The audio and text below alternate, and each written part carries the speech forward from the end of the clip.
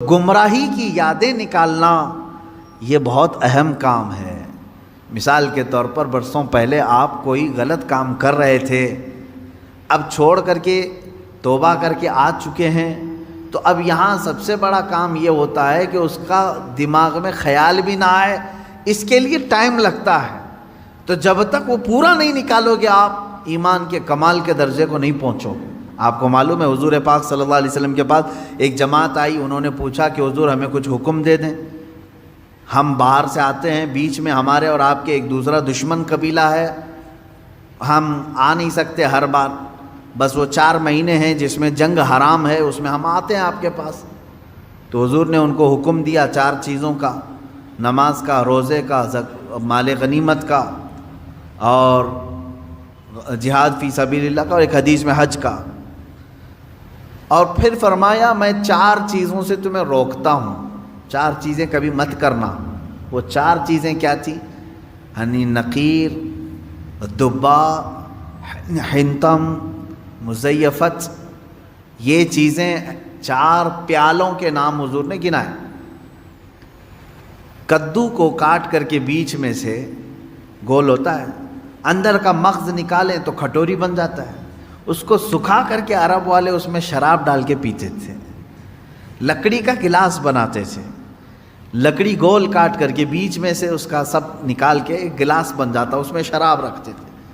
یعنی بالکل وہ لوگ اوریجنل چیزیں، نیچرل چیزیں شراب کے لیے استعمال کرتے تھے۔ یہ 4 قسم کے پیالے ہیں جن کا تذکرہ میں نے ابھی کہا۔ حضور نے فرمایا یہ ختم کر دو، یہ پیالہ، لکڑی کا پیالہ، کدو سے بنایا ہوا پیالہ، وہ کلنگڑ سے بنایا ہوا پیالہ، یہ ختم کر دو۔ شراب کی بات نہیں ہے اس میں، پیالے ختم کرو، پیالے توڑو۔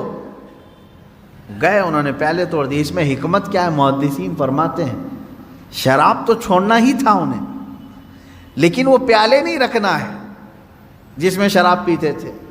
وجہ یہ ہے کہ جب جب پیالہ دیکھیں کہ وہ شراب یاد آئے گی، اس میں ایسا پیتے تھے ہم۔ یہ اسلام ہے جو جڑ کو ختم کرنا چاہتا ہے۔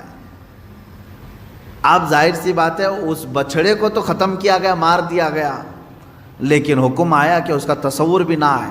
ان کے دلوں میں وہ رچ بس گیا تھا بچھڑا، جب دیکھو وہ بچھڑے کا ہی تذکرہ کرتے تھے۔ اب اس طرح کے جو گمراہیاں آج تک لوگوں کے دلوں میں ہیں انہیں ختم کریں۔ پہلے کچھ لوگ کچھ عمل کرتے تھے جو ناجائز و حرام تھا گھروں میں، ہم نے تنبیہ کی، تلقین کی کہ یہ ناجائز ہے، حرام ہے، نہ کریں۔ چھوڑ تو دیا انہوں نے، لیکن جب جب وہ اوکیشن آتے ہیں تب تب پھر سے ان کی یاد آتی ہے۔ اب اس کی مثال آپ کو میں بتاؤں۔ شروع کی بات ہے کہ محرم کے زمانے میں پنجے اٹھا کر کے ناچنے کی عادت اکثر لوگوں کو تھی، بہت سارے لوگ۔ ایک طرح سے اس میں عبادت کا تصور نہیں تھا لوگوں کو، بس یہ کہ انٹرٹینمنٹ کرنا ہے، کیونکہ عبادت اس طرح سے روڈ اور گلیوں میں ناچ کر کے تو ہوتی نہیں۔ نہ وہ امام حسین کو راضی کرنے کا مسئلہ ہے، نہ رب تبارک و تعالیٰ کی بارگاہ میں کچھ پیش کرنے کا مسئلہ ہے۔ اگر اتنا ہی عبادت کا شوق ہوتا تو مسجدوں میں پنجے لے کر بیٹھ جاتے ہیں، قرآن پاک پڑھتے ہیں۔ سب کو معلوم ہے کہ سب سے افضل جگہ یہ ہے۔ وہ انٹرٹینمنٹ کرتے تھے۔ اب ہوا یہ کہ ہم نے کہا کہ یہ بے حرمتی ہو رہی ہے، مولا حسین کے نام پر بے حرمتی ہو رہی ہے۔ اصل بات پنجہ تو آج تک امام حسین کا ملا نہیں، پنجہ ملا نہیں۔ حضرت عباس علمبردار کے پنجے کٹے تھے یہ سنا ہے، روایات بھی، لیکن اس کی شبیہ، اس سے ملتی جلتی تصویر کچھ ملی نہیں۔ اب رہی بات تعزیہ کا مسئلہ، تعزیہ جو ہے اس کا مسئلہ مختلف بھی ہے، اتنا میں بتاؤں گا، کنفیوز نہیں ہونا۔ تعزیہ کو شرائط کے ساتھ اگر بٹھایا جائے تو جائز ہے، لیکن وہ شرائط پورے کرتے نہیں لوگ، اور ہم نے اگر اتنا ہی شوشہ کھول دیا تو بڑے بڑے دروازے لوگ کھول دیں گے۔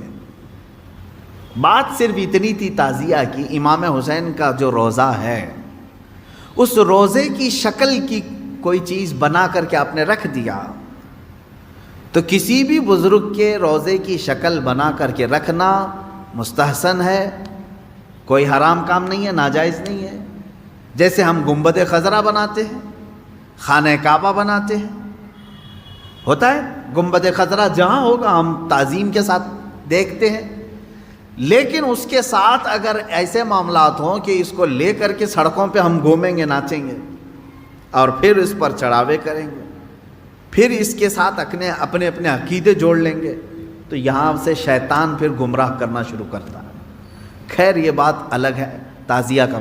رہی بات پنجے کا، پنجے کی جو لاجک ہے وہ نہیں سمجھ میں آئی، مجھے کوئی سمجھا دے.